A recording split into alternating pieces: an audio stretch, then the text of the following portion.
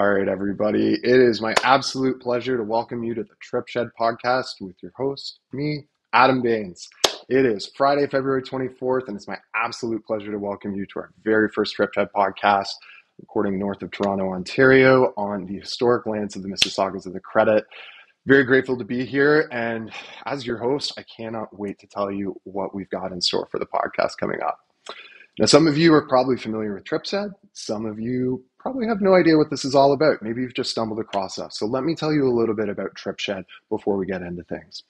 TripShed is a unique experience-first outdoors business. It starts with an online store, but they do so much more than that. Everything from guided backcountry adventures, overnight canoe trips, daily hikes, you name it, these guys have you covered. And their store is full of product that is supported by them and their staff, things that they use themselves in the backcountry. With a combined 25 years of experience and counting, offering adventures that connect people closer to nature, to each other, and to themselves is exactly what these guys are all about. And that connection is going to be the foundation for what's to come with this podcast. But before we get to that and today's guest, let me tell you a little bit more about me. As I said, my name's Adam. I identify as a he, him, and I would also identify as a bit of a backcountry nerd when it comes to being an outdoor enthusiast.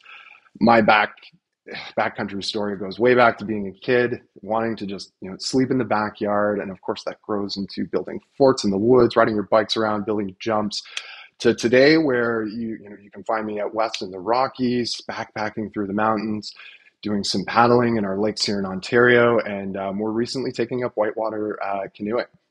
So love everything that the outdoors have to offer, even if it's a nice afternoon hike. But what makes me keenly interested in doing this podcast for you today is in my professional life, I've spent my entire career sourcing and interviewing talent. These are professionals in their day-to-day life that span a multitude of different careers, whether that be engineering, fashion designers, Michelin star chefs. I've had the opportunity to talk to so many different people and leverage my curiosity about what makes them great, how they put their mark on the world, and how they themselves are passionate about what they do. And taking that over to our podcast felt kind of like a natural jump for me.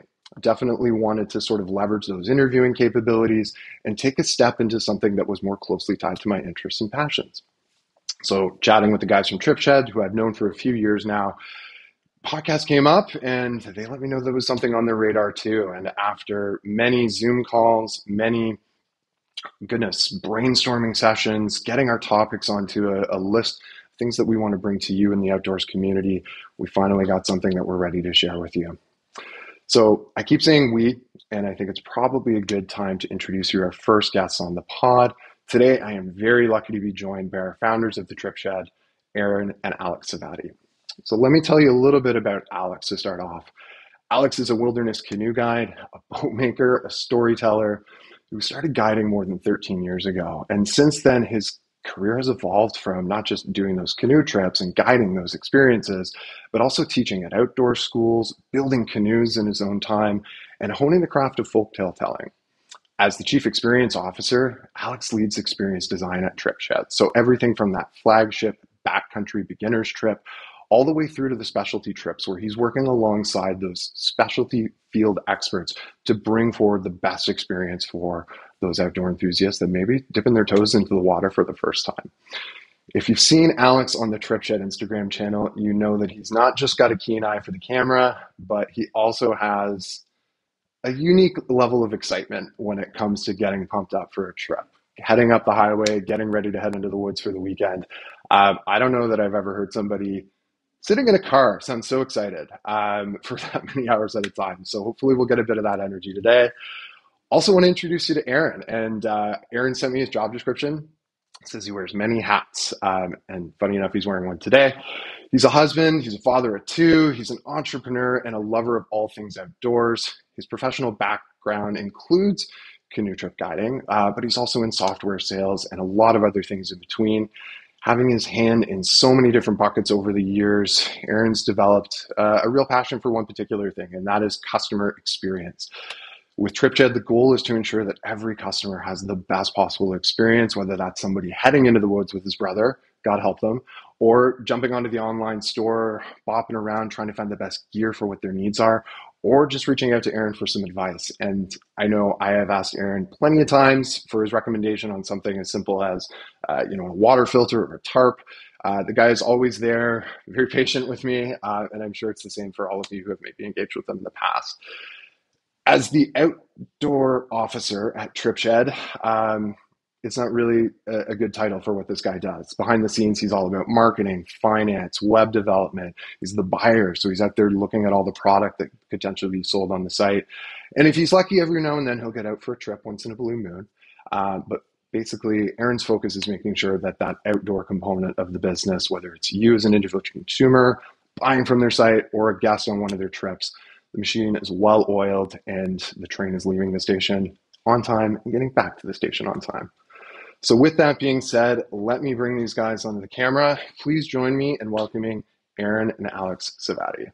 How you doing, guys? What up? What up? What up? How's it going? It's going really well. How are you guys doing? Good. We That's got Buck good. here too. Hi, Hey, Buck. How you doing? You Buck's can't hear me. There Oh, he yes, is. there he is. There's a Buck. There's Bach. Where are you guys right now? We are physically located in Toronto, In Toronto. Midtown Toronto. Yeah, Yeah, and this yeah, is, I yeah, think you said it's an office space that you're in. yeah. So we recently moved into a nice little space. Have a place where we can hang our hat, Mhm. fulfill gear from, and just generally be. That's excellent. And I know that this is definitely a step from where you guys have been in the past, working out of like your spare rooms and things like that. So I'm excited to get into a little bit more of the story behind the veiled curtain, as they say. But I want to kind of dive into your histories and like you guys are running a backcountry outdoors business, and this isn't just something that any average person wakes up and they decide they want to do. You guys have some real emotional ties to this, and kind of like I was saying, I remember as a kid wanting to sleep in the backyard. I remember the first time my dad went to Canadian Tire and just bought one of those kits to set up a tent in the yard for us. Do you guys remember the first time you slept outside? Had that experience? I was I don't exactly recall the very first time we slept outside and all parts of it. I do remember there being like a pop-up trailer being towed behind our parents' minivan. And I Yeah. remember there being a lot of water, like in the form of rain, not in a bottle. Oh. Yeah. I remember it being wet. That's like my first memory of being outside, of like camping outside. Um, yeah, it must have been I don't know. I just have a snippet of memory from that. Yeah, the white trailer. Um, some kind of like cookie cutter campground type spot that our folks would Mhm. bring us to. Yeah. Yep. That's probably sometime in that realm, whether we were Yeah. actually outside or not, or in the trailer, but Yeah. definitely wasn't Yeah. the first canoe trip. But Yeah. No, my goodness, that would be a bit of a plunge. Yeah, I remember a bit of car camping in our family as well, but it's kind of exciting. And like as you guys, do a little bit more tent trailer camping, how long, or do you remember maybe that first leap where you did something like as crazy as canoe camping and were out there on your own and had to be a little bit more self-sufficient? Yeah, sort of. So Alexander and I were both really, really fortunate enough to be able to be sent to overnight camp growing Mm, up. And I think, we had gone on some sort of family camping trips, like I said, like car camping mainly. And I'm sure we slept in a tent a couple times as well before that, but the real influence started to come again while when we were lucky enough to be sent over this overnight camp. It was a camp up in mm, Haliburton, Ontario. And we started going there when we were 8, 9, 10 years old, I think. And a lot of those initial experiences were sort of overnight camping trips on the lake around the camp mm. itself that we would go to just for a night and stay local. It wasn't until we got a little bit older, maybe 12 or 13, 13, yeah. yeah, that we started to participate and go on the camp's multi-day backcountry trips. Mm. Yeah, and that's when we both started going, and that was, I don't know. Do you remember your first trip that you went on Oh at yeah. camp? Yeah, Yeah. I was 13 years old. It wasn't even, it was in as at the Frost Center. It was a 4 day, 3 night trip. I don't remember much detail about the trip itself, but I remember that was the first trip I learned how to steer a canoe, how to start a boat. And I had to turn the boat around. And I remember learning it because I like often how that trip was structured. There were three boats.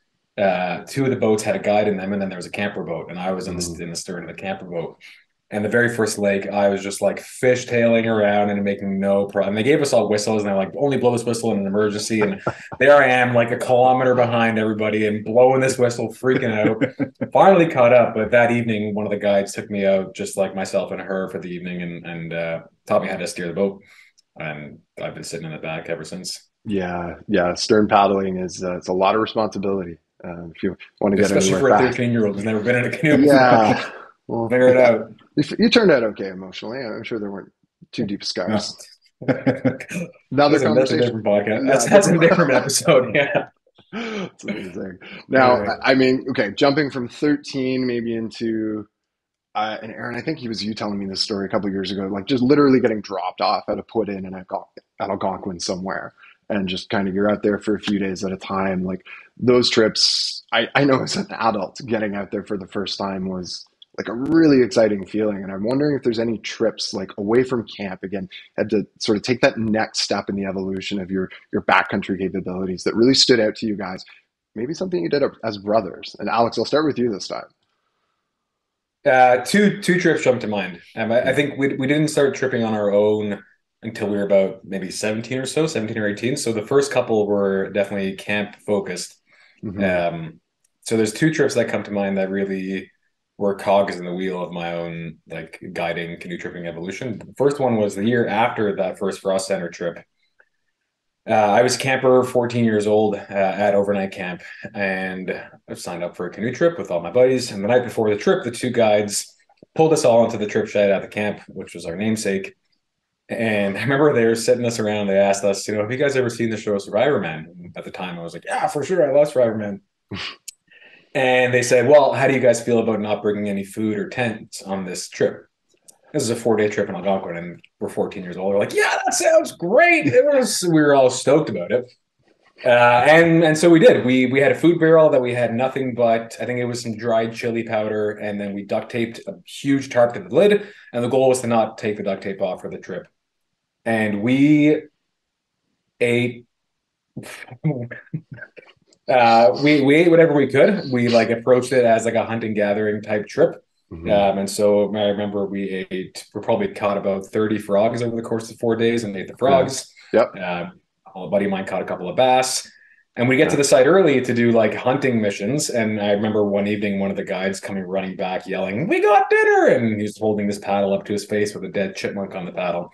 And so there's like 14-year-olds this like ripping apart this little chipmunk and sharing the meat of like I just like a little handful puck of cartilage, filthy, dirty chipmunk meat. And then I think we found a lemon floating in the water one evening and cut that up into 9 pieces, and a blueberry bush with like 10 berries on it.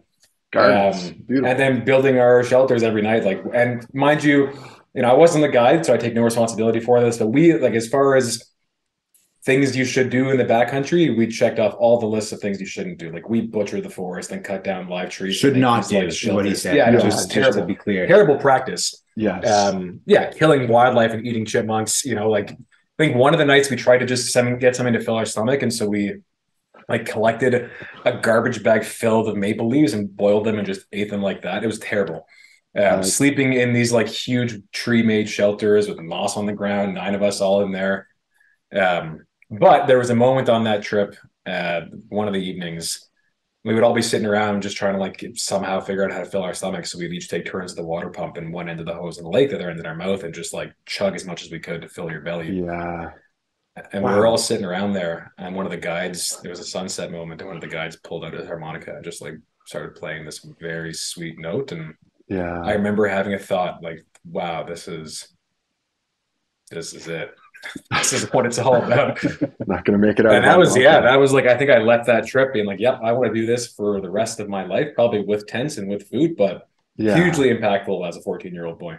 Yeah, no doubt. I mean, to like strip it back to the bare, I mean, the very bare basics of it, and almost take you back to like a different time where you kind of had to think that way going into the backcountry. And you compare it to what most people have as an Algonquin experience. That is a far cry from the norm. But yeah, I definitely see how like just and music has that power over people just to like strike a chord, hit an emotion, and sort of bring that perspective to a situation like That that. was it. That's really Yeah. cool. What about you, Aaron? Let me just clarify as an official TripShed statement. We do not support that. We do not support that in any way, shape, or form. I'm sure that was indeed formative, obviously, for Alexander's relationship with the backcountry as like a powerful experience. But the staff the trippers that guided the trip all got fired right away. There was like significant ramifications for everybody involved in the trip, as well as the camp. It is a terrible, terrible, terrible idea to do that, not only from a safety perspective, but also from an environmental impact perspective, and having that sort of impact on the land while you're traveling is a huge issue. And if either of us were to see somebody in the park doing that today, I think we would both report them immediately to like wardens. So just making that very clear. We've evolved as individuals and trippers since those days in many different ways. Yes, very much so. So if that wasn't already apparent, just really wanted to make that clear. That all of our trips are now outfitted with food and tents. Yes. Wonderful. Now going on trips together, and again, I was saying before we started recording, you guys have a very interesting dynamic between the two, have lifelong brothers. Any time in the backcountry where you thought you might have to leave your brother behind because he was being your brother? No. I feel like the backcountry was where we got along the best. So. Yeah. Times in the city all the time. Yeah. It's morning. Yeah. But no, there were a couple of trips I remember. We did a couple really early May trips, probably around 17, 18 years old. And there was one I remember we just got like reined in for 4 days, and we just like hung out in the tent and shot the shit for. Yeah, but we had a good time. Yeah. Like it wasn't, I think to your question earlier, Adam, around sort of like our first trips outside of camp as well. Our big one that we did that we had planned out to do a route called the Meanest Link. It's an Algonquin Outfitters ideated route that essentially circumnavigates the park. If you haven't heard of it, check it out. It's a really incredible route. And at the time, we had this awesome idea that we were going to pitch a TV show focused on backcountry canoe tripping, and wanted to film us doing the Meanest Link. So we had planned it out for multiple weeks to circumnavigate the park. We got sponsors on board, like we got hooked up with canoes and gear and tents and food and all the kind of great stuff. And we went on and we started the trip, just the two of us, and like 50 pounds of quinoa, and we started making our way through the park. So and on that trip we definitely faced a lot of challenges. We actually couldn't finish it. About a week and a half in, I got sick. Alexander got really sick in a bad way. He was burning up with like an extreme fever, and we made the decision to call it and said it's not worth it to ride it out a bit longer and see if it breaks. Let's get out. Like, as cool as this trip is, as much as we've got folks following us. We were live tweeting the trip. This was like 15 years ago. Like Spot X Connect. We had a Spot Connect, and it was the first trip, as far as we know, that we were told that was like live tweeted.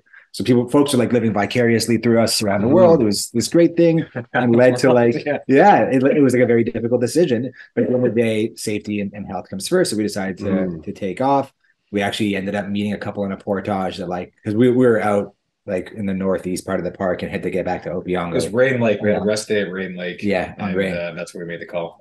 Anyway, so we got help to get out. We met someone with their car. They drove us all the way down through Highway 60 back to Opiongo to get our car. Anyways, and like, even amongst times like that, where stress is high, emotions are really high as well. I think in those situations, he and I think a lot of people that are on trips like that and face some of those challenges come together and are able to resolve them Yeah. Like But nicely. Yeah, and we ended up coming back. Like we went home for about 2 weeks to sort of rest and recoup, and then mhm. went back up for another week and a half or so to do. I think we did the first and the last legs of the links, so we'll be on go all the way into Huntsville, Mm. just to try and bring it to some sort of sense of completion. Mm. Yeah. But that was definitely a good test. Yeah. Yeah. Needless to say, there was no show either. It never happened. No. Yeah. But We you'll have always, footage somewhere on a hard yeah. drive. And the tweets are probably living on the internet somewhere to this day. So The Backcountry Brothers. If you, I think the Facebook page is still Yeah, live. if you look it Backcountry up. Brothers. You can check it out there. There's like we'll link to all that in kinds of the stuff. description if we can. That's Yeah. great. And like some of the things that you talked about in putting that trip together, organizing sponsors, getting gear, the promotional side of it, was that maybe kind of like the genesis of TripShed and sort of like applying some of those skills that you learned to do that to what we maybe see as the business today? Yeah, I think for a long time I've always had this like gung ho sense that if we're going to do something, like let's see how far we can push this and how big can we make this. And Hmm. like I remember, I think I think when I was applying to my undergrad for the first time, I was like wanted to go to UBC, and I like sent an email to the office of the prime minister asking him if he could like cover my school costs. And like I've What? always kind of had, yeah, to whoever it was at the time, like nonsense like that. I'm like, why not? Let's just see if these guys will give like let's just play this out as big as we can go, and why not make our life a fairy tale, because we're gonna die anyways, so why the hell not. And I think that was sort of like, what can we do with TripShed? And every year we'd come, maybe this is getting to the genesis of TripShed. I don't know if we want to go down the rabbit hole just yet, but Hmm. it definitely for us like started giving us a bit more of a foothold in an opportunity to carve out a name for ourselves Sure. in the outdoor space. Absolutely. And I think just, your dynamic that you're talking about, like I loved what you said is like the backcountry is kind of like where you guys felt like you came together better than anywhere Totally. else. So it's, yeah, I mean, that's kind of a beautiful thing. And to sort of see that come together. And you're totally right. The worst that can happen with writing the prime minister to cover your school costs is he's going to say no. Yeah, you get a Or reply, but yeah, what a jerk. I Um, know. but I mean, I love that aspect of risk taking on the business side, and then in your story as well, like just cooler heads prevailing and knowing that there's something bigger than tripping to keep in mind. And yeah, maybe this is kind of the segue into talking about the business. And to kick that off, I wanted to start by reading your why statement, which I believe is kind of like the mission of TripShed. So I'll read this out loud for everybody, and then I'd love to hear from you guys what it means to you. Our mission is to make the world a better place through deepening an individual's connection to the natural world and themselves in the process. We do that through transformative outdoor adventures, educational workshops, and quality gear that empowers travelers to go further and deeper. And the first thing that jumps out to me for this is connecting to the natural world and oneself. And I know that when I'm out there, the lifestyle is so linear. Literally, you're drawing a line on a map and going from point A to point B, but it's also a very simplistic lifestyle at the same time. That is insanely therapeutic for me, and I know for so many others. But from your perspective, you're bringing this to, say, a backcountry beginners group. Like, what does that mean for you guys when you have what I'll call a raw group of individuals that maybe never experienced that kind of thing before? So Buck's guarding the house. Okay. There's a lot there, yeah, and so I'll try and sort of take a first stab at it. Hmm. I think for a beginner, there's a couple of things that I found like the backcountry time in the backcountry offers, and one of those things is like a really deep sense of quiet and space. Hmm. And I think so often most people are living in either a place or a lifestyle that's just like bombarded by things and noise all the time. Yeah. Such that like the direct link to being able to be present with themselves, it gets muddied by the constant ding of the phone and the constant scheduling and the constant this and the constant that and the car horn and all the stuff that comes along with that kind of lifestyle. And time in the backcountry, what I found for myself, offered me a real opportunity to come back to my own baseline. And to do that by recognizing myself as part of a much bigger system that was happening around me. And so there was this like deep connection to myself that opened up because I could now like be with myself in a space of quiet, and recognize that I was part of a much bigger system that was alive and happening outside of, the small sort of insular lifestyle I had in the city. Mhm. And I think when you have access to that, there are things that are in us that can wake up, and start to move and start to come to the surface that don't have the room to do that when you're constantly sort of in a dance with all the noise that regular life brings. I think for somebody who's never done that, for a beginner to experience that sense of like leaving everything on the shore. Like one of the things we always say to folks when we leave a trip is like, invite them to have a look back at the shoreline and whatever they've got going on at home, whatever meetings, whatever calls, whatever, anything, just like leave it on the shore. It'll be there when you get back. There's no doubt about that. But for the next 3 days, like it serves no purpose. Like just Mhm. allow yourself to be present. And I mean, yeah, I'll leave it there. Just not like, yeah, I'll leave it there right now. Yeah. So much that rushes into that thought. No, Yeah. I mean the noise is a good thing. I mean we have information flowing at us in fractions of a second, in a bajillion different formats. It feels like these days it is hard to be present and really focus in on what's most important. And I like what you said about being part of that bigger thing, whatever you may want to call that. It's really important to sort of understand your place in the biology that's around us because it's much bigger than one person, that's for sure. And I guess, as you've thought about bringing that mission to life, where did that start? Because like people are going, they're going to connect with us through an online platform here. The first thing they're probably going to stumble across is, your Instagram channel, then maybe the website to check out things first. And I guess this is chicken or the egg type question, but what came first for TripShed, the trips or the store? The trips, definitely the Yeah. trips, without a doubt. Um, we we sort of fell into TripShed partially intentionally, as we always talked about when we were on Mm-hmm. trips. Like, what'll it take for us to be able to do this full time? Mm-hmm. Sitting, like, lying in a boat, staring up at the stars in the middle of the night. Like, how can we do this more often and get paid Mm-hmm. to do this? And then, having a background as guides, we would constantly get requests from different camps or school groups to like help out during the summer or guide this Mm-hmm. trip or guide that trip. And we were getting more and more of those requests. And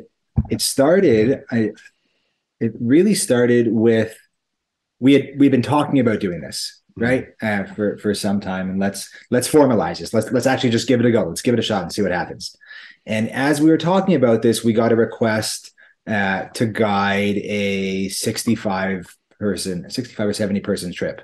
It was with the school group. Yeah, we like basically booked all of Frontenac for a week. It was wild. And we thought, okay, this could be it. This could be like the first thing that we do. Let's of course take this contract. Let's do it. Let's incorporate. Let's make an Instagram page. Let's build the website and we can ride this wave a little bit. That was in 2018 or 2019, one of those 2 years. And then the following year, which was, no, it must have been 2018, and then 2018 we really formalized it. 2019 we started getting our feet wet, and 2020 was the year we had big plans to launch everything sort of full scale and really roll out this full on experience. And we all know what happened in 2020. So that was an interesting process for all of us. That's wild. 65 to 70 people. Yeah. It was logistical. It was wild. We owned like no gear at the time too, no boats, Yeah. no nothing. Like, yeah, we were just like, yeah, sure, we can do this. And then there in line, we there and came. Figured it out. That's incredible. But it went off. Kids had a great time. Like the trip was a huge success, and everyone came back in one piece. And no chipmunks were harmed. None. Not even discussed. Yeah. Well, maybe a little bit. You can comment on the level of adorability in a chipmunk if you've ever seen one before. Yeah. Within that context. Yeah. Yes. Strictly that context. And that is a trip that probably tested you guys. And like I go back to talking about the trip dynamics between you two as youngins, and hopefully not getting on each other's nerves. But 65 to 70 people, that's not a small trip. I mean, like Alex, you talked about 3 boats at one of those camps. I'm not even, it's not a big number, but like I can't even do the math to figure out how many canoes you would probably need and gear and all of that stuff and the logistical support behind things. Did you find yourselves, with your individual personalities and who you are, gravitating to any specific sets of responsibilities as you were kind of taking that first foray into planning a big trip like that? Yes. Yeah, I think so. Yeah. I think I think broadly as well, I'm a big believer in leaning into your strengths. Hmm. Yeah, and leveraging those strengths as opposed to making up for things that you perhaps aren't as Hmm. strong at, and trying to develop those. I think that baselines are important, sort of across the board. But we very much leaned into our strengths here. Alexander is incredible at really creating meaningful experiences, at programming, at talking with and working with campers in this case, or participants in general, and really bringing that experience to life. Hmm. And I've always really enjoyed a lot of the operational and logistics on the back end, Hmm. and sort of juggling multiple things at the same time, and hopefully having it come to work. So that was the role. Those are the roles that we initially had just took on, kind of organically, and then have also formalized, like within sort of our roles within TripShed today. Yeah, we've formalized that process, that Alexander is the chief experience officer, whatever that means, and puts together these experiences, and like Hmm. paints these moments for our guests in like such an incredible way. And then I do. He likes spreadsheets and I like ground sheets. I Ah, thought about that Ah, one like 4 minutes ago. That's what I was smiling about. The fact that I I could enjoy see you love smirking there, ground like just sheets. waiting I was for, like, I thought it came I in. need an I gotta say opening. this. That's so That's good. awesome. Listen, I actually don't use ground sheets or whatever. That's another conversation. Yeah. We're gonna have so many podcasts with you, Alex. Just different I topics of the just, day. Topics of the day. That's what the Instagram account is for. That's fair. And I guess kind of like to segue into the Instagram account. Aaron, you'll make periodic appearances to show kind of again behind the scenes and everything that's happening. The office space behind you, or just I remember one you running into another business who shall remain nameless to get some gear for somebody that ordered it. Make sure these people get it on their trip. Um, No, but no, let's name them, because that I was really proud of that. I was okay, really proud tell of the that. story. Tell the story. what happened? What's the story? Someone had ordered something. So when we were first rolling out the gear part of things, um, inventory tracking was a bit of a nightmare, and Sure. quite difficult. And this Hmm. particular customer ordered a piece of gear, and I had to let them know that we didn't have it in stock right now. They'd already paid on the platform, but our inventory tracking was a little bit off. So sorry, it's out of stock. I'm gonna try and get it for you. It ended up there was a huge delay in getting it in from Vancouver, and eventually we got it to them, but it was significantly delayed, and just like a poor experience in Hmm. that that I wouldn't want to have as a customer. If I order something, I expect it to come quickly. Okay. Um, and then shortly after that, as I was working on fixing the inventory, the same person had ordered something else, and it wasn't in stock again. I was like, oh my god, I can't tell this guy in this case that we're out of stock again. Like, how embarrassing. So I got in the car, I went to Mech, I bought it for, Oh, right, for that whole full thing. price, and I just sent that to him. Yeah. Whatever it takes. Customer experience. I That's Yes, you. it's I very important. I absolutely. And I mean, like, yeah, inventory tracking, shortcomings of I shouldn't say shortcomings, but the pains of a growing business. Like you're going to iron these things out, but good on you guys for sort of taking the blow, and making that person's trip hopefully. So I say job well done, Aaron. Job well done. Take it. Thank you. Yeah, give it a hug for me, Alex. But on the Instagram channel, the point that I was getting towards, Aaron only popping up when he's saving the day. Alex, you're generally on there like beating the hell out of a drum for being outside, being alive, being grateful, and embracing what it is that's going on in your world. And I love that that energy you bring to the Instagram channel. I don't know that anybody that maybe goes on some of these trips with you can meet that energy level. So like where does that come from? Like that zest for life. I don't know the right words for it, but yeah, like what is that to you, and why is it important for you to bring that energy? Before I get into that, I'll just say it's funny. On trips, I'm like the exact opposite. People have commented that on trips because, like, on trips, I'm very, like, I'm just, yeah, let's go. Like, very calm, very relaxed, very whoosh. Like, I was expecting you to like yell and scream every morning and bark. And it's like, yeah, that's that.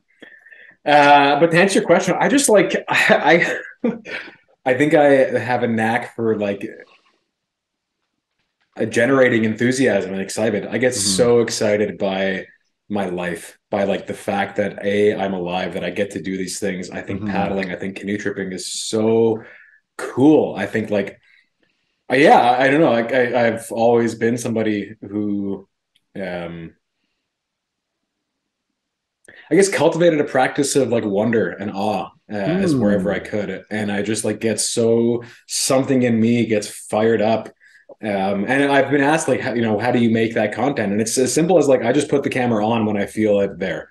Like I'm not great. And I know how to do like the content planning and batching and all that jazz. Sure. But a lot of like the story stuff is like, I'm just stoked about whatever we're doing and just put the camera in front of my face and let me ramble. And like I've always had a knack for ranting and being able to do these like long-winded sort of idea flows of thought that just pour out of my head. And then you translate that to excitement. And like we get to be alive in the world, and there's trees and there's water and there's lakes and this shit actually exists. And you can go and play in it and be outside and explore. Like, even just, it's. But what I love about it is like, and I love that you take those opportunities to let it flow. And sort of be authentic in the moment. And I have to tell you, like how effective that is when like I turn on my phone first thing in the morning, which is a terrible habit, by the way. And you're kind of one of the first thing that pops up on my Instagram feed. And again, it's that energy and that happiness, that joy. Like it's infectious. And I guess like when you're out there with, again, I'll use the backcountry beginners group again. Is it something that you try to transfer to these folks, to your point, like leaving something on the shore behind you at the put in, that appreciation for just being alive? Is that something that you spend some time on when you're out there with these first timers? Because it is a really special place. And again, I don't know that anybody can match that energy level, but it would be really nice if there's beginners out there that are at least trying to do that. Yeah, I mean, there's two things I'll say to that. One around the piece you put in for like the authenticity of it. I think when we started TripShed and when we started the Instagram account, and like I really sort of took on taking that side of things over. I knew that I didn't want to do just like a curated, or not even a curated, but like a designed or a crafted version of myself, or of ourselves. Like I was like, if we're gonna do this, it's our business. We can do whatever we want. And like, why not start from that place of like, let's just, if I'm going to post something, it's because that's what's actually there. And there are periods where, I'm in a slump for 3 weeks and I don't post a single story because I don't want to have to like get on there and fake it. Granted, there's something to be said for being able to fake it and just like generate it and then it flows. But nonetheless, the last thing I wanted to do was like to try and create an influencer account or like to do something for the sake of playing a part online. The video screen cars from the thing is just like, that's what's there right now. And so however it comes out is how it's going to come out. And that's how we're going to be presenting ourselves as authentically as we can. And if people like it, great. And if they don't, then like, they're not for us. And thankfully we're grateful that, people seem to have gravitated towards it. And then on trips itself, it's less about like, let's everyone get so stoked and scream about the universe. Cause again, I'm like very calm on trips. But I think I try to do that by way of context on trips. It's not something that I try and like teach people at face value. So like, yeah, look how excited we can get. I think I just do it and that transfers over. Like something that I want people to see, like definitely on trips, I'll be in the boat and just be like, God, paddling is so amazing. Sorry, I spooked the dog. Or like in the evenings on trip, if I have a spare half an hour, like I'm in the boat and I'm floating around because I just love floating. I love paddling for paddling's sake. And I talk about that. And I want people to have the space to be able to do whatever it is that they feel called to do. And I think that's a big thing around like the outdoors and the backcountry, providing space for that. Sometimes I'll do a solo trip where I just go to a same site and nap for 3 days because that's what I want to do. And I think that's like the people. I think there's an opportunity for folks to be able to just tap into like, what do I actually want to do right now? Yeah. I just feel like having a nap on the shoreline. It's like, great. You have the freedom to do that because you can do whatever the hell you want because we're in the backcountry and we have nowhere to be for the next 4 hours. So just do whatever you want. And like, be a lizard, bask in the sun and like tap into that space. And I think I think one of the things that translates as a guide, I find canoe tripping to be incredibly easy and incredibly simple. And obviously that's backed by skill set, that's backed by experience. And so I'm not saying that it needs to be easy and simple for everyone at the outset, but it can be. And I think it should be really simple and really easy. And I want people to see that, and not by way of like, look how easy it is to carry this boat. Obviously, an 80-pound boat's an 80-pound boat. But like just the way I try to move through the site, try to move through the trip, like it's very effortless in a sense, even though you'll be paddling across a big, heavy, windy lake. But that's all you got to think about is just getting across the lake. Yeah. And so when I like, that's part of the reason why I do the whole like wear my jorts on my jean shorts on trip because like that's what's comfortable, and I don't care to wear something else. And I think for beginners to be like to see an example of a sport or an activity that can be made really accessible, really easy, and like not fancy and not all done up in Gore-Tex shoelaces and whatever. Like that's what it should be. I don't really, Maybe I'm getting down a rabbit hole there. No, but yes and no. I think that again, another pod. But there's, what I love what you said. There's something easy about the way that you bring that to people, and I think that comes from a really authentic place from everything that I've seen. And I know, like my wife Sarah, she's been on trips with you, and that's kind of what she described. It was a very laid back environment, and that particular trip was going fishing. Shouldn't be anything but relaxing when you're out there casting a line. There was another thought that just came in that I want to, and I'm just, it's escaping me. It's gone. It's gone. Okay. Put your hand up. Yes, I will. As we're going to go to Aaron next. Aaron, last time you got out to guide a trip, how long has it been?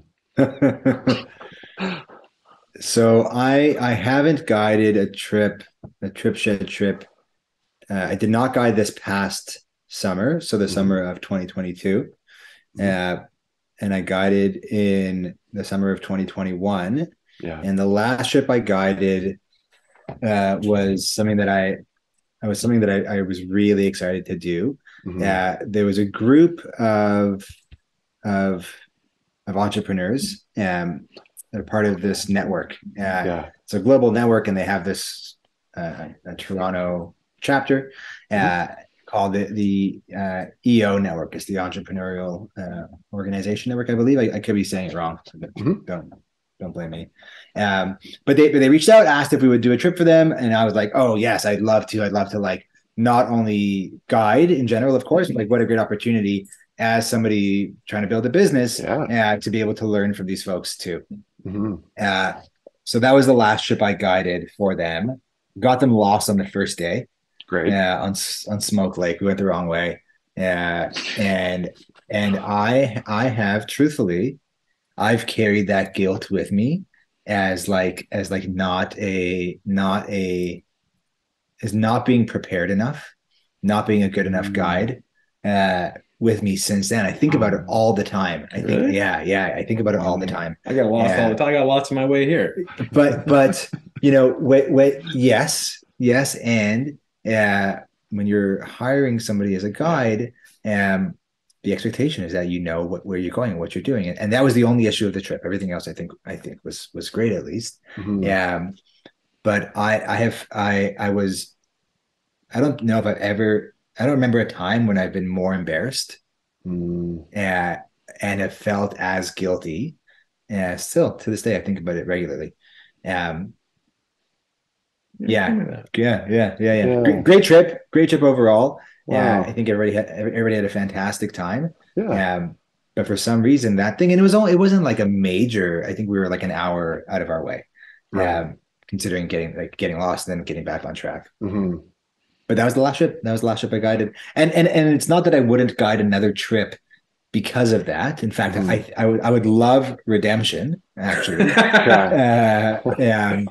But I also think that we have obviously Alexander, and we have so many incredible guides as well, Hmm. that are so good at what they do and absolutely love what they do, and we could not Hmm. do it without them. Um, and I also really enjoy everything else that like I do sort of at base camp or at HQ. Yeah. Plus two kids makes escaping for 4 days a little bit challenging. Well, So it's yeah, just. we'll see when the next time I actually guide an official trip Mm, is.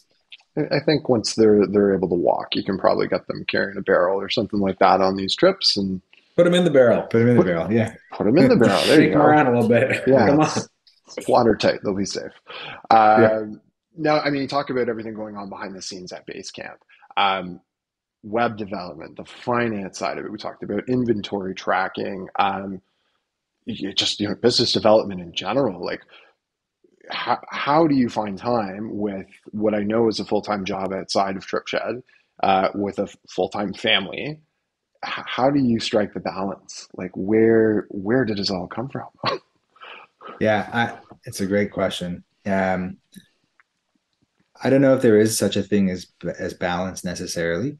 Mm, Yeah, maybe there is, and maybe I've gone through sort of like an admission of being okay not finding that balance mhm, for a little while. Uh, for the past few years, it's been a real struggle mhm, balance, like finding some semblance of organization in the chaos. Uh, I've really, and us as an organization, have really tried to focus more on implementing systems and real processes mhm. that don't allow room for much chaos. And if there is chaos, then at least it's organized chaos and you can predict it. Yeah. So I find myself very regularly segmenting every part of my life and Mhm, scheduling a lot of it, which I don't always love to do. mhm, But I will also try and like schedule time for no schedule, right? Like weekends now are a safe haven that I protect very closely, mhm. particularly with my two boys and making sure that we have that. Also in the evenings, from the hours of really from like 5:30 to 8:30, I'm like a completely a You're a dad. dad. Yeah. And then over the course of the day as well, like I want to um I want to be there for and with my wife. I Mhm, want to be there. Like these are all things that are the most important things at the mhm, end of the day, right? mhm, Like I would walk away from this all in an instant for my family. Um, but I'm trying to have it all, and mhm. uh, many days is a struggle, Yeah. but I'm okay with that. It's yeah. I In my corporate life, I've had it described to me as, to your point, there's no such thing as balance. But it's more about finding that satisfaction and how you're using your time. And it sounds like you've done a lot of really important work to try and make that happen. And along the way, you talk about developing systems and processes. What have you learned, from like the backcountry enthusiasts that you're engaging with, whether that be on the store, or people getting ready to go on one of these guided trips with your brother? Is there anything that like surprised you along the way that, um, you didn't anticipate?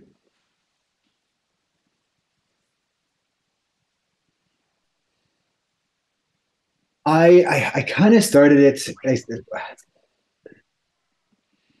No, Hmm. only because I sort of expected to be surprised, Hmm. if that makes any sense, right? Like there hasn't really been anything apart from like perhaps underestimating the challenge in Hmm. all of this, broadly, Yeah. that has sort of blown me away, whereas I had expected something completely different. I think the Hmm. decisions we try and make are as educated and informed as possible around what we think will happen. Hmm. But at the same time, being able to plan for contingencies and plan for things that you can't expect are skills that I think we've developed over time to be able to adapt to those types of situations. I mean, Hmm. one thing we definitely didn't see coming was there being a global pandemic the first year we like really started the business, Yeah. which was a challenge to navigate as somebody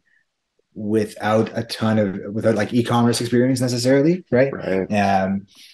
I think luckily for us, the e-commerce saw an uptick Yep. during the pandemic, Hmm. and local travel also saw an uptick during the pandemic Sure. because folks weren't going to Europe or anywhere else in the world on a plane.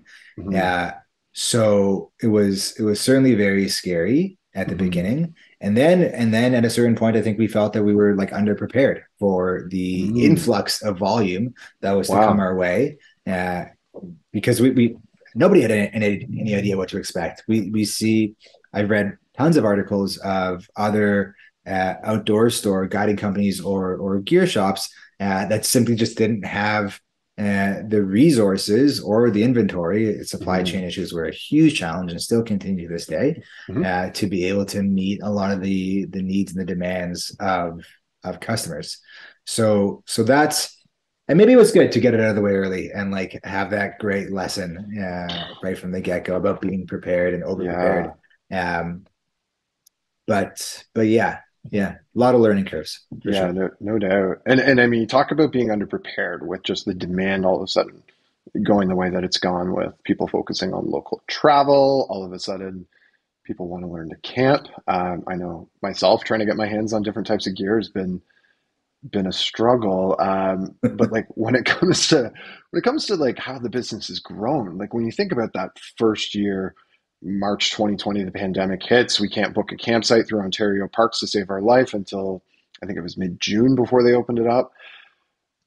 What changed in that time, like scope and complexity wise for TripShed as a business? Like how how has it gone from then to today?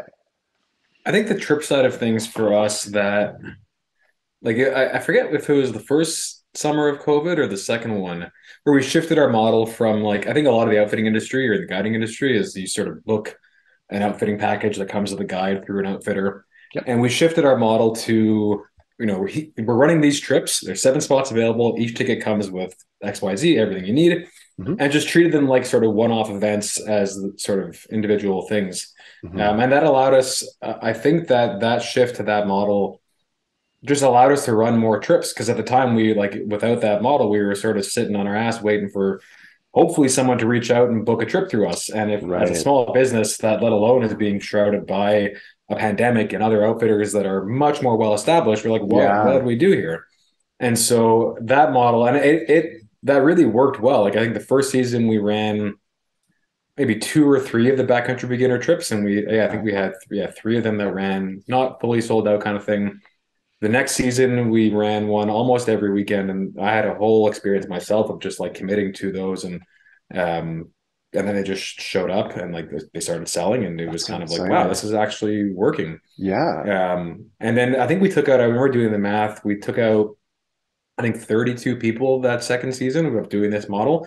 And we're okay, this works. Like let's actually start pushing this and then Mm. using the trip space as like, and that gets into the specialty trips, and that's again a whole other conversation of how those came to Yep. be. Mm. But last season we I think quadrupled in a year. Like we went from Love 30 people. that. I think last summer we took out 135 folks on trips It's between all of them, incredible. and it was like, hey, this is a model that we can scale, that we can work with, that Yeah. Yep. is straightforward enough that we can manage it. And so let's Mm. just stick to what works and not try and do outfitting and all the things that we don't have capacity for to do well. I think Yeah. this sort of goes back to that thing of like you're committed to too many things, you're committed to doing nothing well. And Mm. so Well, let's Aaron let's was saying, refine this. yeah, start with your baseline. Come from a position of strength. That's it. Yeah. Absolutely. And then, you know what, on the e-commerce side, and Aaron, like this is a space that, I mean, goodness, seeing meteoric growth over the last 3, 4 years with the pandemic and just people being at home and shopping from their devices. Anything that was super exciting that happened along the way with the TripShed store evolving? Yeah, I think that because that was our baseline, right? Like I think it was really exciting and challenging at the same time, with a very steep learning curve for a lot of physical brick and mortar stores or historical brick and mortar stores needing to make that transition to e-commerce. Yes. For us, that first year, our product selection was fairly limited. To certain brands with certain suppliers, because we didn't have the capacity to bring, or the capital for that matter, to bring on so many new brands and suppliers. So we really focused on the brands we knew, the gear we trusted, and still to this day do just that, but in a much more limited scope at the beginning. And that's when we were like running out of inventory every week. I was, well, more than every week. I'd be on the phone with suppliers every couple of days trying to get new gear in, because for a couple of reasons. One, this is all bootstrapped, right? So like this is a credit card, our own credit card debt, going to order material or gear to sell, and then reorder and then reorder and then reorder over time. And that was a struggle. And then the following year, or following winter rather, had the time to develop relationships with the different distributors, craft these like unique product offerings that is gear that's focused exclusively on the hike, paddle, camp. That's all we focus on right now. We don't touch bike, we don't touch climb, or some of those other sort of outdoor verticals from this perspective. And I leaned a lot on like sales reps, for example, from these distributors, being very transparent with them, saying like, we're a new shop. I'm trying to build out this sort of curated list of gear, trying to get favorable terms from them, trying to get guarantees on gear delivery, and build out the sort of catalog of equipment that we love, that we use, and that so far our customers love and use as well.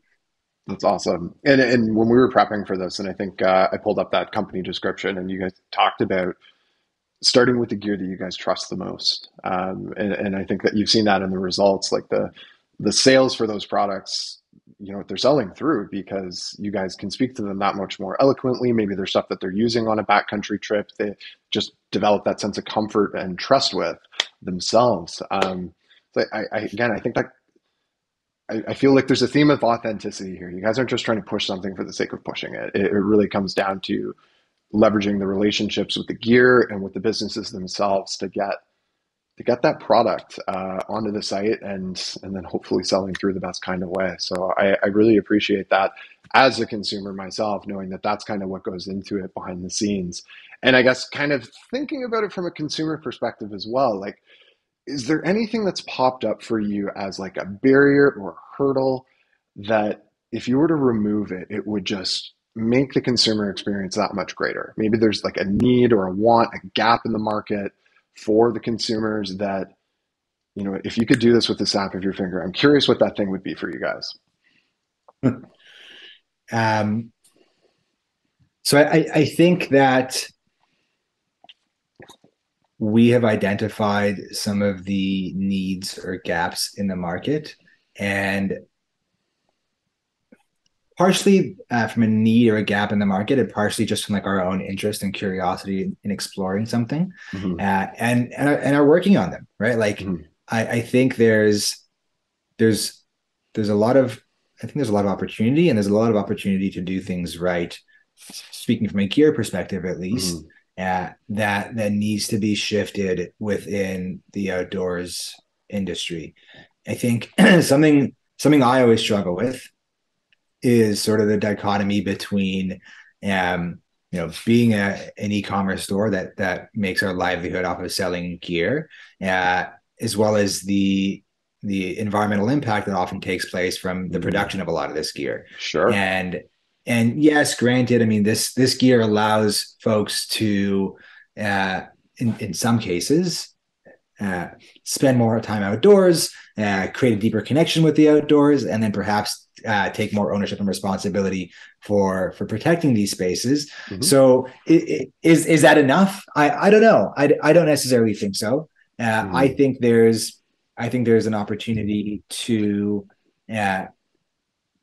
get quality gear in the hands of everybody, regardless of financial barriers, because good gear is not cheap either. This chair that I'm sitting on right now, this like fancy, and it's like really comfortable and amazing. This like camping chair is like $330, which is wild, right? And like not necessary too. So like I think a lot of what we talk about, and this comes from a lot of our trips too, is that you don't need this, right? Like I'm sitting on it now because it was damaged and it returned. So like now this is an office chair, but like it's you don't need a lot of it, right? Which is at odds with an aggressive growth strategy that a lot of e-commerce brands have.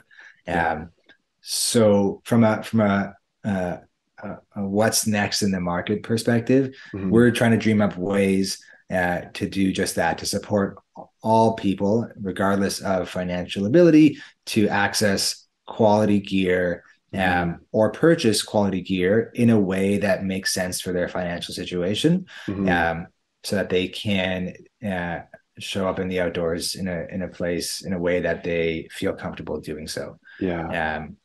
If you follow along, hopefully you'll see some exciting things that we're working on right now to make that a reality. Yeah, I'm really curious to see what you guys are coming up with. And like, I know from a consumer perspective, like you said it really nicely, by getting your hands on gear and getting out into the backcountry, you create a deeper appreciation for these spaces, meaning, you're hopefully going to step up and do a little bit more in your part for conservation.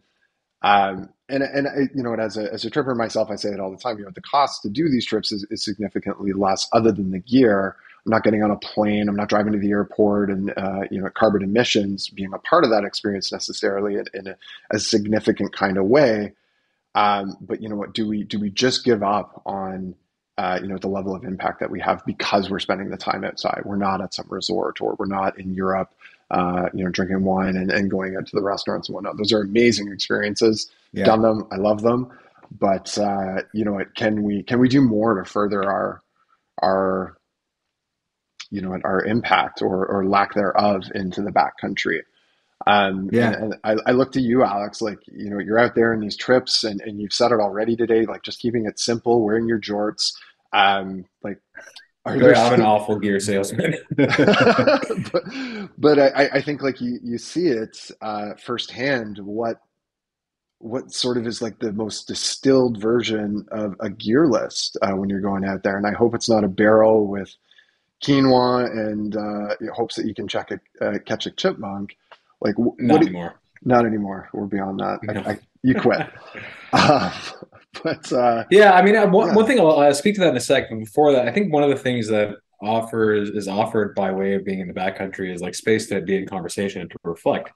And I think if that's an outcome of time in the backcountry and time of having that space, is like to actually reflect on, just to bring awareness to it. Like, for example, canoes is one that I'd love to use an example. Like, they're seen as this like super environmentally friendly thing, which, in many cases they don't use gas to travel. But the impact to like make a Kevlar boat or a fiberglass boat on the environment is awful. All these boats that are touted as like super wonderful Canadian boats, like where the materials come from and like the amount of oil and this and that it takes, like, and not to make that wrong, we have Kevlar boats, we trip with them for sure, but just to like reflect and be in conversation with that. Or like the human impact on the park. You look at a lake like Ragged Lake that was generated by way of the dam there. Like, just to broaden the scope, to actually engage in these conversations in meaningful ways, not to make them wrong or bad or right or good. Who the hell is to say that anyways? But just to expand the view a little bit. Yeah. And then for myself, as far as gear, I think the right gear is the gear that allows you to do what you want to do in the easiest way. Right. And so for me, that's a pair of like the same, amphibious shoes that I've had since I was 16 because they work. That's a pair of jorts because I'm cozy and like I don't really care. My gear, my personal gear kit, I actually like sort of forced myself to update it in the past 2 years because I was using the same Eureka tent that I bought when I was 16 because it worked. I was using the same pack that I've had for years. Even still, like the pots and pans that I use, I don't really care for the ultralight titanium nesting MSR new system that's all hot and taut. Like I got a dinky old aluminum pot that does just fine. It weighs pretty much the same thing as titanium, costs, a third of the price.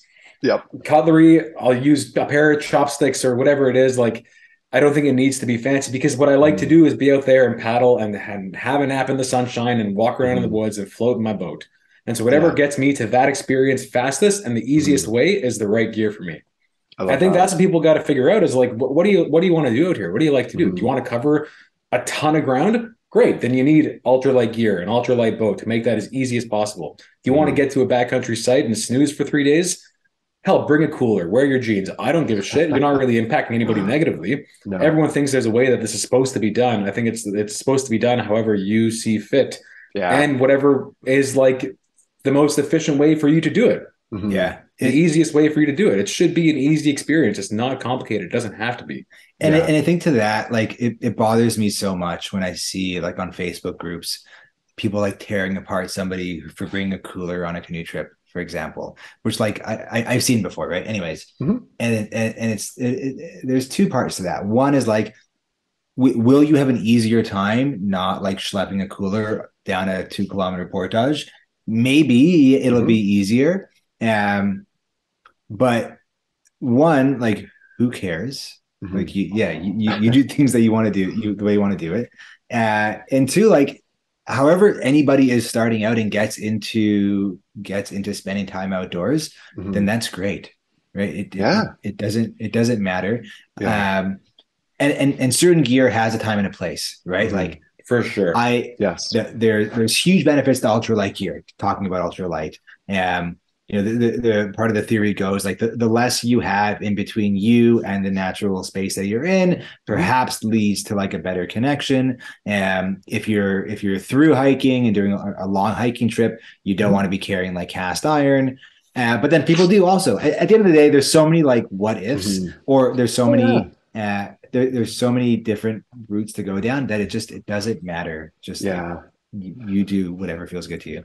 I love what you guys have said. And like, to sum up kind of what we've talked about across this whole interview this afternoon, like we at the TripShed, I'll figure it out. TripShed. I know. One word. One word. Sorry.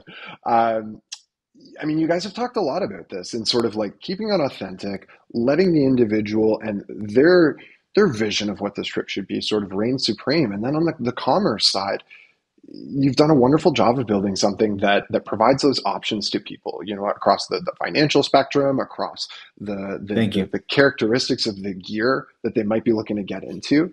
I really appreciate that sort of positioning that you guys are laying out for us today, because I think it's, I mean, goodness, you jump on YouTube, you jump onto the forums online, Facebook, and, everybody's pushing for, advancements in gear, which I don't think is a bad thing at all, but you guys just said it as well. There's a time and a place for the right piece of gear. And I think, and don't get me wrong. I'll just say, like, I mean, last year for the first time, I updated my personal tripping tent, my guiding tent, the tent that I use. And I went from like, I think there was a season where I just used whatever leftover outfitting tent we were using. But prior to that, I had a Eureka Summer Wind 2-person for like 10 years. Great. Yep. And last year I moved up to the Nemo Dragonfly, I think it was. Yeah, Dragonfly 3-person tent. And it was like, I've never had so much fun sleeping in a tent. It's such a brilliant tent, and it's so smart and well thought out. And it was like, great, it was time to update my tent. That's what I did.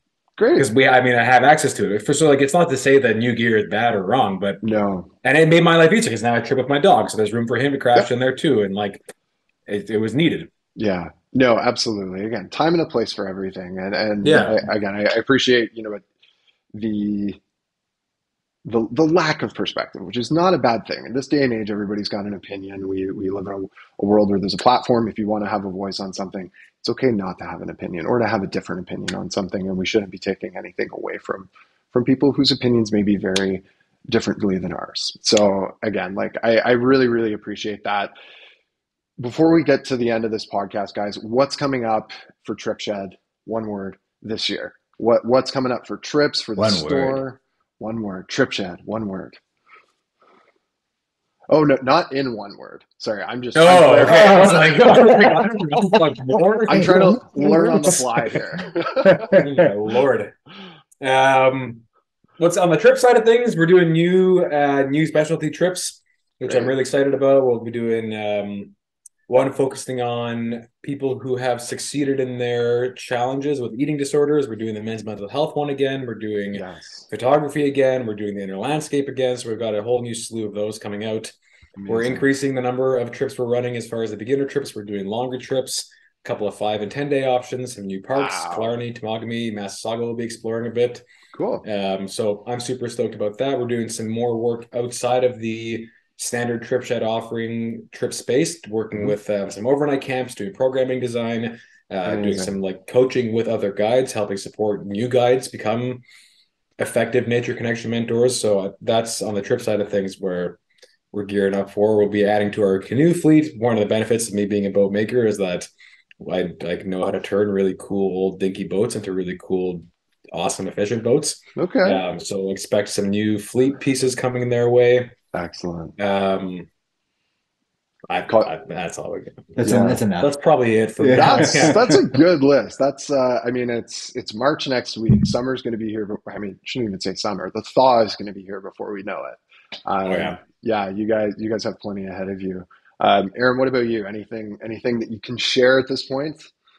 Yeah, I think broadly, so an increased focus, using our desire to be more active participants within the circular economy, and not simply selling gear all the time, but having offerings that increase the accessibility to gear and allow people not have to own so much necessarily and buy so much stuff. So whether that's we just rolled out gear repair and maintenance. So like starting off with prolonging the life of your gear. So we just rolled that out a little while ago. New outfitting packages. So offering kits. We just launched a month ago rentals of winter hot tents, tents and stoves and pallets and all that kind of stuff, which has been great. So focusing on pieces like that. And then a couple other things that I'm not speaking of just yet, but I think are really interesting. We're working hard on bringing them to life, and hopefully we'll see it in the next couple of months. That's awesome. So watch this space, everybody. Yeah, I'm super curious, and I can only begin to guess. But then, of course, we have this podcast to sort of think about. Oh yeah, us too. Yeah, you know. By the way, I remembered. I'm gonna put my officially hand up. Remember the thing I was gonna say like 4 hours ago. Go tell us. And it's probably a good way to finish this off too. Is like I think this was back inside of the conversation about me bringing that general enthusiasm, zest for life, grab the universe by the face and screaming it. Okay. Something that I think has happened organically, and now I'm present to it, so I want to try and bring more of it. But last year I was guiding an 8-day trip, and like I said, I love to paddle. I love paddling for the sake of getting somewhere, like the point A to point B paddling. It's very utilitarian. It's awesome. I think it's the right word, utilitarian. Whatever, utility based. But I love more just paddling for paddling's sake. I love nothing more than in the evening, just like taking a boat out for half an hour to floating around and twirling around this and that. And I think it's the coolest thing you could ever do with your time. And I was guiding a trip, and one of the other staff that was there that I was guiding, came up to me after the trip, and he was like, Alex, I've never met somebody who seems to love what they do as much as you do. And it struck me in such a big way. And there's obviously a bit of ego stroke in there, but also I think it's valuable for people to be exposed to people who are so in love with what they do. And like that energy, I think, is what I want to translate to people on trips. Is like, I get so excited about a tree or a lake or a sunset, and like for people to see what it looks like to be in love with the world right in front of you, not the one that's going to come one day, or not the one that's going to come around at the next lake or the next portage. It's like right here, right now, this is what's happening right now. And it's fantastic. And I love it. Like, that's the energy I want to come through. And that's where the Instagram is like, wow, I'm driving down the highway and it's stunning. Camera on. Look at this highway. It's so gorgeous to be alive right now in this moment, not in another moment, in this one. Yes. So that's what you can expect this summer is more of that. That's what we look for in guides too. Like, I don't care about certs or this and that. Like, obviously they have to have their certs because we have like water certs, paddling certs, sure. But like, somebody comes to me and he's like, yeah, I've got 45 certs and all the different Paddle Canada things. Like, great. Talk to me about canoe tripping. I'm like, yeah, I think it's great. Out the door. Somebody's got, a couple of bare bone certs that they need, but they stoked and they trip and they go with people. They're going to win every time. Because that's what we want our trips to be, is people that get excited about being alive in the backcountry. Less so about this is what it has to be. This is how you properly paddle. But sorry. Nope. You can tell I get excited about it. Yes, it's that passion again. I can tell you love your job. Another ego stroke for you. But no, I mean, I love what you're saying around, being in the moment. We chase something. We scroll through Instagram, and I know you guys are on there. It's kind of a necessary evil for commerce these days, but we often see images of things that are aspirational, and maybe they shouldn't be, and maybe we should be ignoring those things and focusing on what's right in front of us, like a sunset, like seeing a dragonfly flying around your head, helping clear the bugs out for you. Like, those little things are so special on trips if you learn to sort of just be present and appreciate them. And again, coming back to, I think, a theme throughout this whole conversation is that authenticity. So thank you for putting your hand up and sharing that, Alex. That was wonderful. And I think, I'll use that as a bit of a final segue into like talking about the pod. I think we are with the podcast, and you guys jump in and let me know if I'm getting off of our mission here, but we want to bring a bit of that authenticity and a different perspective than what you're getting on YouTube or on the forums where it's just strictly opinions, but to be more educational so that people can appreciate their environments in a different kind of way. And whether that is talking to our biologists, talking to other business people that are out there trying to hone in experiences for folks. We've talked about gear makers as well, people that are designing the stuff that you may choose or not choose to use in the backcountry, and sort of understanding their experiences that have gone into things. And I know for me, like, just selfishly, I'm so excited about gaining that level of knowledge and perspective from these people that we've got lined up that I can take into my trips and, share with the person sitting next to me who may not have heard that conversation. It's just going to help enhance what I also consider to be just such a magical and wonderful gift that I get to appreciate in the warmer months when that water's soft. So I'm really excited about what's to come. I think we got a big roadmap. I think we got a little crazy with some of our ideas right out of the gate, but that's fine. Yeah. Worst that can happen is somebody says no when we send an invite for them to join the pod. The Prime Minister said no. I can only go down from there. Hey, Justin might be looking for something to do in the next couple of years. Maybe we'll get him on. Yeah.